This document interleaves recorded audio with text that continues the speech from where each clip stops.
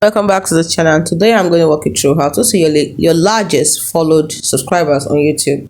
Now, to do this, it means you have to use YouTube Studio, the web version.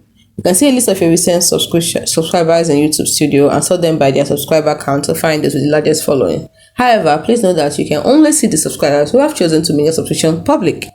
Now, after you've signed into your YouTube Studio, the next thing you're going to do is go to dashboard. Now, this is the dashboard.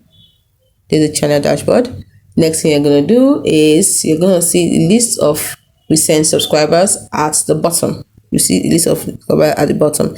Now, as you can see, I do not have that because I do not have any subscribers. It's a new channel. As you can see, it barely has any videos, and you can see current subscribers is 0.